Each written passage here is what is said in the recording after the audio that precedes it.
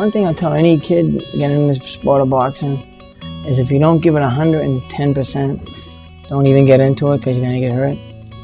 You can't come in here and run around and play games. You're going to come in here and train hard, because if you don't, believe me, it's going to bite you right in the you-know-what.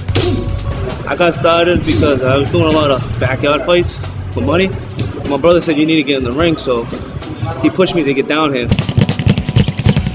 My name is Dennis Leach. I just turned 17 years old. This is my second year fighting the gloves. I'm going to be fighting the open class, and I plan on winning the whole thing, going to the nationals, all that. Everybody was like, you're going to win the gloves. Like, no worry, no competition for you, man. You're going to win it. So I started to believe it, and I didn't. And that's what hurt the most. It sucks. When I came out here, he was like, hey, won't you stop running the street and stop fighting people and take it to the ring with us? I hold back some, because I'm not used to like that. I'm used to just fighting like in the street. So to contain a lot of my body parts from physical, fighting and stuff, I'm learning more about how to use my hands in a different manner, and how to follow by the rules and how to play by the game. In the street, it's a big game, but there's no rules to it. So I'm here, I am playing this game and taking it to the rules to a whole new level. And I am. I fought Ray Jutras for the Greater Lowell Golden Gloves and won a decision. I was a 3-1 underdog at the time, so you know how nervous I must have been for that fight. They can't fill the auditorium with pros. They fill them in with the Golden Gloves, though. Pack them in with the amateur shows. I honestly believe that the Golden Gloves has got a lot of exposure now, more than ever. It's attracting a good audience. It's always almost a full house every night in Lowell at the Golden Gloves. Most of them are hometown kids, like I said, Chris and Stevie that you interviewed. I mean, those are tough kids out on the street. Really tough kids out on the street. They can outright dangerous.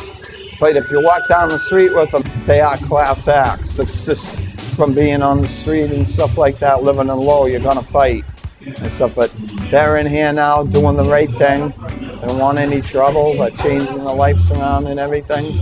And as I said, they're great kids to work with.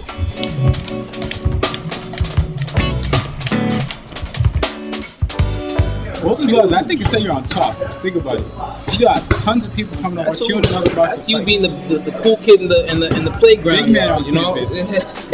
My name's Christopher Doobie. I'm 21 years old, and I'm going to be the next champion, the Golden Gloves.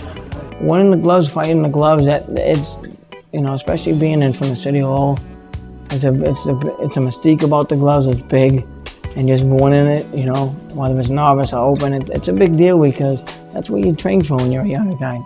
There's the fighting the gloves and win it, and hopefully either go on or at least you can say I had won the gloves. And we're walking by and hear a guy say, hey, them old bucks, they could all good fighters.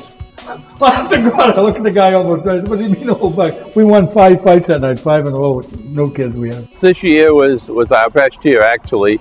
The Greater Lowell team won the team trophy for the New Englands, which were held here in February at the auditorium. And then we went on to Grand Rapids, Michigan with our team. And we had 4 boxes in the finals, which is the most any other team has ever had. In fact, there's 30 teams in the country.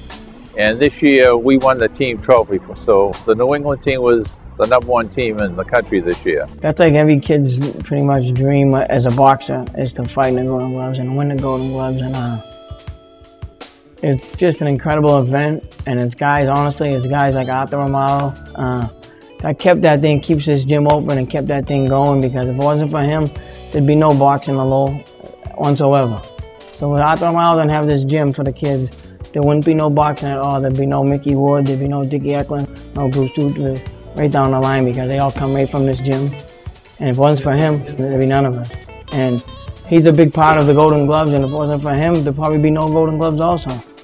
I'm even struggling here. If I get a boxing ring, I rent out, it kind of keeps it out of the red, But you got kids here, they don't have the money. What are you going to do? And I just don't see them in here working out. And who knows, someday they might be millionaires and they'll donate something to the gym. I'm training now because I want to win this. I want to be champion of Lowell. I do. I want to have that title. You can probably fool yourself in the gym when you get in the ring. In a real fight, you don't train hard in here, because here's where you win the fight, right here. You win the fight right in this gym. Obviously you win it out there, but you take what you got in here and you take it up there. Because if you don't work hard here, you're not going to work hard in the ring.